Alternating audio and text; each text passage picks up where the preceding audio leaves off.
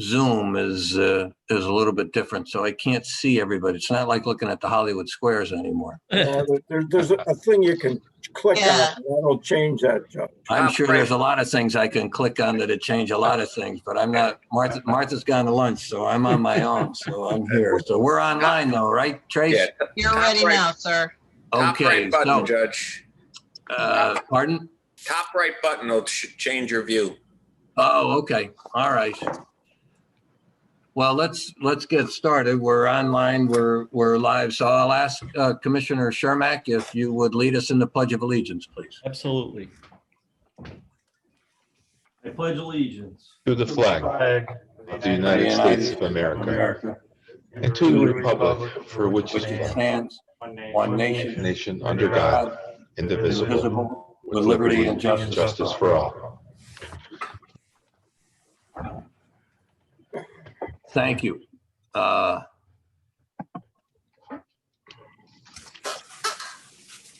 There, now I have everybody. Thank you, Mark. That was very helpful. Okay, so we'll call the meeting to order. Commissioner Dominic is coming, but she's not with us. Is that it, Tracy? Correct. Okay. And everybody else is here. Attorney Ruggiero is here. Attorney Saffanelli is here. Warden Betty is here. So we have a quorum, so let's go forward. And first thing is the approval of the minutes for last month's meeting. I trust everybody had an opportunity to review them. And if so, I'll entertain a motion to approve them. So moved. Second. We got a second on the question. All in favor? Aye. Aye. Any opposed? The ayes have it. So we'll the minutes of the August meeting are approved. So we do have some. There's Commissioner Dominic. Welcome. Hello. Sorry. You're all right. You're all right. I have a 3-4 leak and a plumber here currently, so I was dealing with that.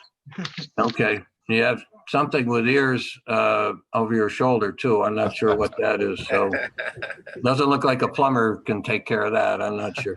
Okay. All right. As long as you're aware of it, we're all good.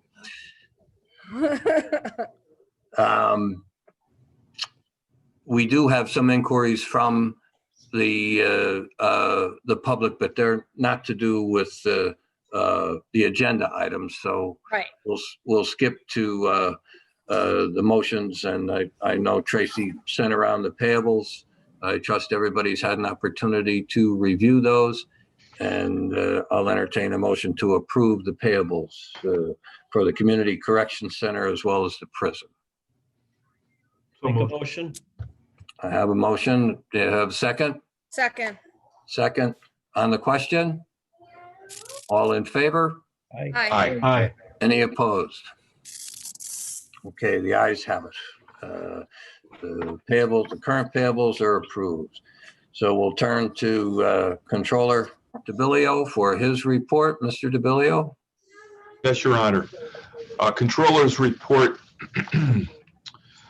for the prison inmate and canteen accounts as of August of 2020. The Controller's Office reviewed the prison inmate and canteen account reconciliations, which were prepared by the Prison Business Office for the month of August 2020, and found no discrepancies between the reconciliations and the bank statements. The balance in the inmate account was $442,452.84 as of August 31st of 2020. The balance in the canteen checking account was $478,648.51 as of August 31st of 2020. And in addition, as of August 31st, the canteen account owned 2 certificates of deposit, one valued at $15,000 even, and the other at $132,217.54, totaling $147,217 $217.54. And that concludes my report. Thank you, Mr. DeVillio. Any questions for the controller? I hear none. I'll entertain a motion to approve the controller's report. So moved. A second Second. on the question? All in favor? Aye. Hi. Any opposed?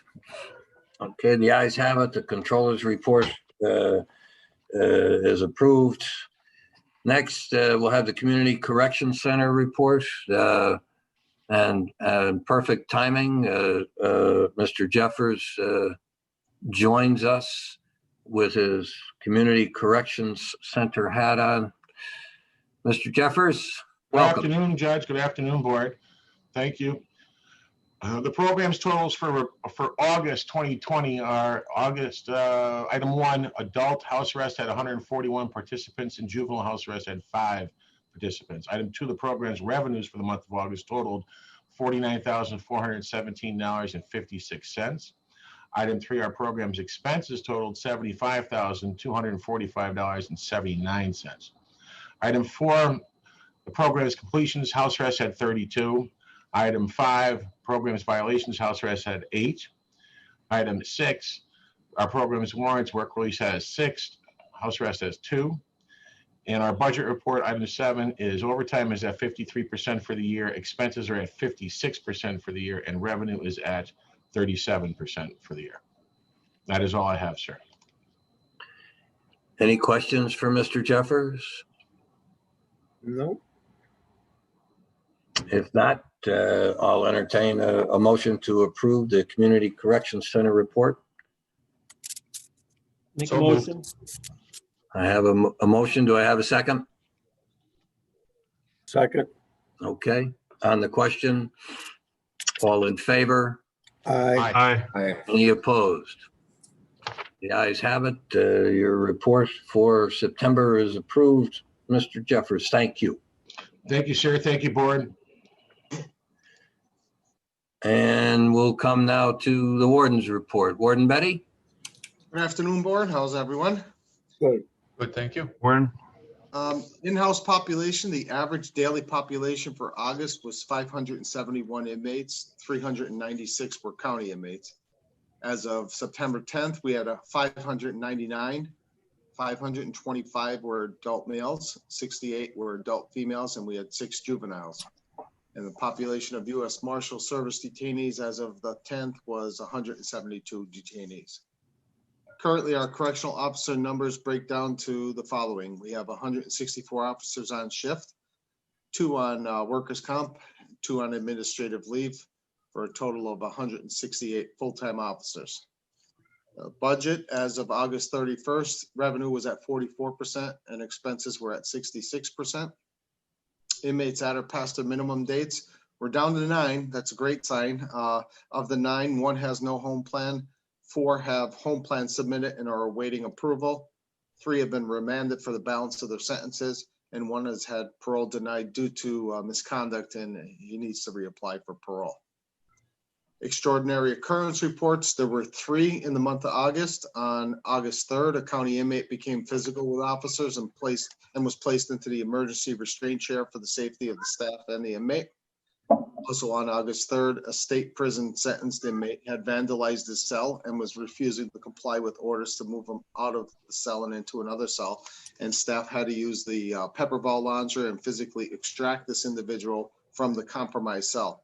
This inmate was then placed into the ERC for his safety and for the safety of the staff. And the third and final one for the month was on the 10th. A county inmate was refusing attempts of the committing agency to be brought in through our booking area. Our staff brought the emergency restraint chair outside to safely place the inmate into it and wheeled her into the booking area for processing purposes. Another good indication is PREA. We had no PREA investigations in the month of August. And this concludes my report. Thank you, Tim. Tim, would you comment on the recent article in the paper about a positive COVID test for an inmate that was transferred? Sure. Whenever we're transferring anyone to a state correctional institution, we have to conduct a COVID-19 test to ensure that they are negative. And we did so. We tested this individual on August 31st. His results came back negative, and we transferred him on September 4th. He was retested, for lack of a better term, once he was at the state on the 7th. He was tested, and he came back positive from their test. We haven't been able to make a determination where he contracted this, or even if this was a false positive that he got from the state. So we're taking precautionary steps, and we took everybody that was in the housing unit he was housed in, and we've tested them. Right now, we're awaiting the results of those 50 tests that we did. So right now, we don't have anybody, including this individual in the state prison, who's symptomatic.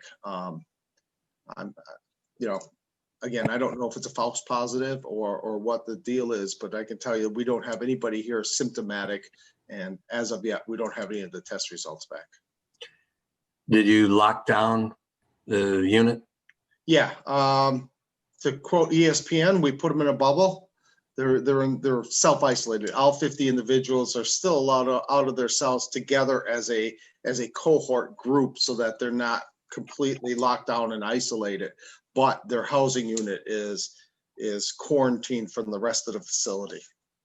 And they were all tested? Yeah, we tested them all on Saturday.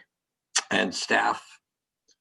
We don't have any staff with any symptoms. We haven't tested any staff yet because we don't have any confirmation of any positives. If there's positives and there are staff members who have symptoms, then they're more than welcome, obviously, to get tested. But right now, there's nobody with symptoms. Okay. And he wasn't transferred by any of our people, right? He wasn't transported? No, he was state parole agents transported him from here to a state correctional institution. Okay. And they've been notified. Those two individuals are aware, the ones that did the transport. My mute. Hold on. Anybody else have any questions for the warden on his report? Nope. Okay, no questions, then I'll ask for a vote or a motion to approve his report. Make a motion? Do I have a second? Second. On the question? All in favor? Aye. Any opposed? Okay, the ayes have it. Thank you, Warden. Thank you. Thank you, Warden. Now, we had two emails. Tracy notified, and I asked Tracy to circulate them to everybody. Trace, would you read the first one, please? I think it's from Bev DeVaros. Yes, the first one is from Bev from Scranton. She says, "Dear friends, as you know, we were offered free of charge the AA and Purpose-Driven Life books to any inmate upon request to have his or her personal copy of either or both books. Colleen Orzel said the cases of items have been received and will be distributed by counselors. Colleen has posted flyers and notices in the faculty and messages on the tablets. Also, I again suggest that the many good books that are stored in the prison and already on book carts can be easily distributed by a few COs on a weekly basis. Consider that our entire Scranton Police Department has 147 officers to serve our city's population of 77,000. Compare that to 174 COs in the Lackawanna County Prison with a population of 600 or so inmates. The inmates, of course, are locked up these days, and the COs do not have to escort prisoners to program services or visitation. So there should easily be opportunity to distribute books. I am available to offer suggestions by phone. One such suggestion is to follow the guidelines of the Albright Library and to put the collected items aside for 72 hours before returning them to the carts as a safety measure. Thank you." And that was from Bev DeBarros. Okay. All right.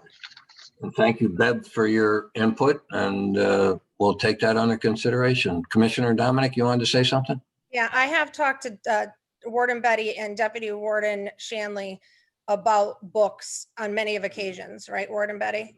Yes. Yeah. And right now, what Deputy Warden Shanley is dealing with is the books are used to communicate between inmates, which is a security problem. They're also used to transfer drugs that have been liquefied, which is a problem. So it's not that we do not want the inmates to have access, but we need to make sure that when we do it, it's done in a secure fashion. And considering with COVID and everything, it hasn't taken top priority. Secondly, I do believe the tablets that we approved have some content on it. So it's not like they're shut off completely. They do have access, right, Tim? Yes. Okay. Okay. Thank you, Commissioner. You're welcome. Tracy, the other email, I think, Yes, Dr. Bressler. yes, Dr. Stephanie Bressler of Scranton. As part of Commissioner Debbie Dominic's update on prison security during the August prison board meeting, she reported that contact visits are being eliminated. What is each board member's position on this decision to eliminate contact visits? I request that this decision be reconsidered and contact visits be continued when prison visitation resumes. Contact visits are especially important for incarcerated parents and their children. Documented evidence exists that contact visits that allow family interaction can help heal parent-child relationships and mitigate the trauma of parental incarceration for both the inmate and family members. Family visits are also related to improved inmate behavior and the reduction of recidivism. I ask Commissioner Dominic and other prison board members to support balancing security with the needs of incarcerated inmates and their families. And that's it.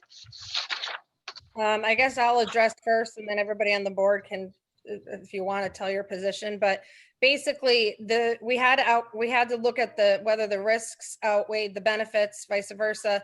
And the bottom line is that drugs are one of the main source of drugs being brought into the prison is through contact visits.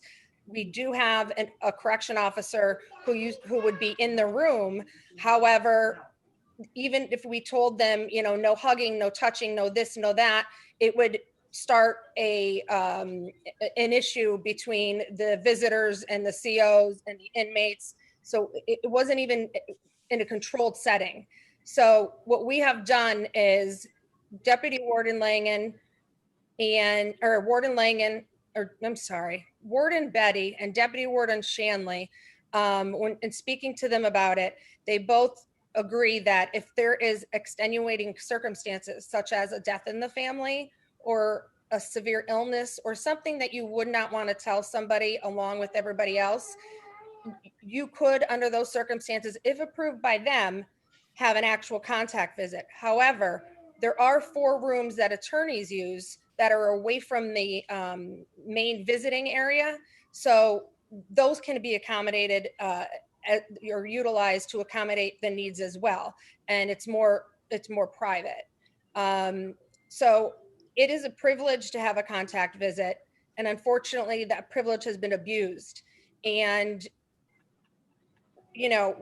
from my perspective, when someone is loves an addict, that's hard enough. And then on top of that, they get arrested. That's even terrible. But at least they would think that they would have the solace of knowing that while they're incarcerated, they'd be safe. And unfortunately, we can't say that, or we're trying to say that. Maybe now we can, because Deputy Warden Shanley has been working overtime, but we can't have drugs in the facility. And over the last few, at least the last month, we've had numerous inmates who tested positive for spice, Suboxone, crystal meth.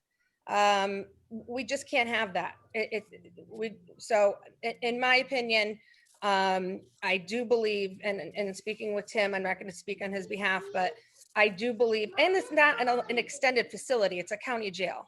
And no one is more empathetic than me. I'm not trying to be hard on this issue, but the bottom line is security has got to become number 1 at that prison, and that's part of it.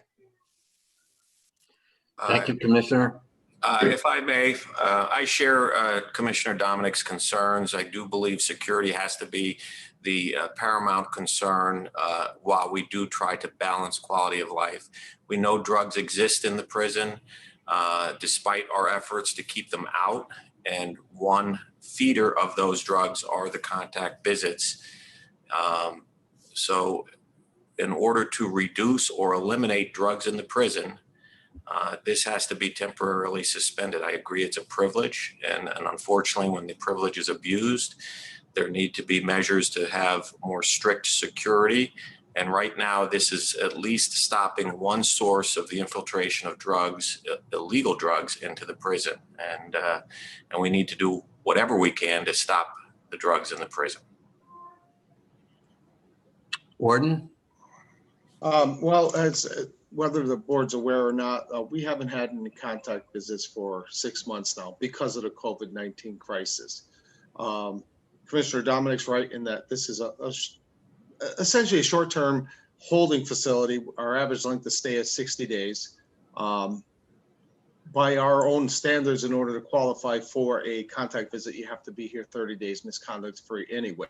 And of course, DA Powell is also right in that it's an avenue. It's an avenue for the introduction of contraband into the facility. We've been able to shut that avenue off now for 6 months. We still are going to offer visits, the court-ordered ones. You know, we have children and youth services, and when there's a judge ordering a visit, of course, we're going to comply with the court's orders. But for the time being, I'm just kind of looking at it like it's a moot point at this point in time, because we're not open for business as far as even consideration for contact visits with the crisis going on, with the pandemic, nationwide pandemic going on. I don't see an end to it. I hate to be Mr. Doom and Gloom, but it's only going to get worse. And we're prepared to continue on what we've been doing, and we haven't had contact visits for almost 6 months. Warden, has there been any drug activity since the contact visits have been stopped? There's multiple sources. So yeah, I'm not going to sit here and deny that that there hasn't been an issue. There's always an issue. That's one of the constant battles that you're fighting, is that you're trying to get a step ahead of where those individuals are at. And Gary, just so you know, we have changed the mail system. Initially, we just threw out the envelopes because drugs were being liquefied under the stamps and in the seams. But then they were still, we had a lot of inmates testing positive for Suboxone. They were somehow liquefying them or slipping them in between pages. I don't know how exactly it's done. So now we have the mail officer scanning the mail, and it will go onto the computer. They showed me when I was over there the other day, and then the inmate can access their mail via the tablet. So they never get the actual piece of mail. So they're entitled to mail, but they're not entitled to, you know, they don't have to be given that paper. And that, I think, is going to also reduce the amount of drugs coming in by completely revamping the mail system. And then finally, Deputy Warden Shanley and Warden Betty have been working seamlessly at not only investigating inmates who they deem to be potentially in possession of contraband, but also employees. So we are taking a zero tolerance stance on this, and it may seem harsh and all at once, but it needed to be done so people stay safe in that prison. Yeah, for the record, you know, once the virus has calmed down, I would be in favor of contact visits if we can do it, you know, without any drugs and you know, safe of the virus somehow. I don't think anybody disputes the benefits of contact visits. It's just a matter of that in some instances they're being abused, and so you know, I think the appropriate word is, I think, was used by our district attorney when he said they're suspended. I'm not sure that they're, using the word eliminated implies that they're never coming back again. I think we all hope that at some point they'll be reinstituted, but it's got to be done properly and it's got to be done safely. And certainly now, when we're in the midst of the pandemic, I think that's just another avenue for the virus to enter the prison. And we've been extremely blessed so far that, we've only had some isolated instances of the pandemic, one staff and one inmate who was transferred. So we're pretty lucky. And Gary, Yes. there is a CO literally in the room, but they don't have arresting powers. So if they tell somebody not to do something, don't touch, don't hug, don't this, don't that, and the party visiting or the inmate gets irritated, it puts our correctional officer at risk. So, I mean, I'm not saying that we're never going to have contact visits again. I just think that we have bigger issues to deal with. And this was one way of us at least eliminating some drugs coming in. And hopefully down the road, if we clean it up, we can revisit the issue. That's, I'm assuming, what Ward and Betty would like to do as well. But I think as of right now, it's a privilege again, and it's being abused. And it really is for the safety of the inmates. Yeah, sounds good. Well, Anybody else? Judge, I concur with District Attorney Powell and Commissioner Dominic. In the very near future, we're going to have deputy sheriffs placed at the prison at the lobby area. Somebody mentioned that these contact rights, it's not a right, it's a privilege. I agree with that. And if it's being abused, I think it should be suspended, because safety and security over at the prison should be our #1 priority. Having said that, I've been at the prison this morning. Ward and Betty is aware of that. We set up equipment over there to get prepared to start the process of letting people in through my deputy sheriffs. We have a follow-up meeting Friday at 9 o'clock in the morning, but you'll be seeing deputy sheriffs in the lobby area of the prison starting in the very near future. And I'm sure there are benefits of contact visits, but I don't think it's appropriate right now to have that in light of all the issues going on at the prison.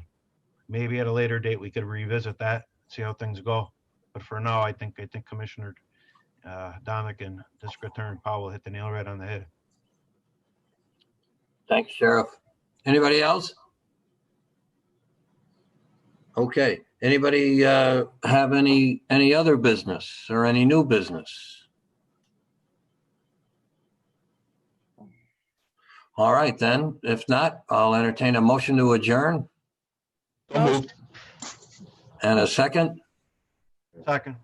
Okay. On the question, all in favor? Aye. Any opposed? Okay. We are adjourned. Thank you, everybody. Thank you, everyone. Have a great day. Tracy. Thank you. Hey, guys. Okay.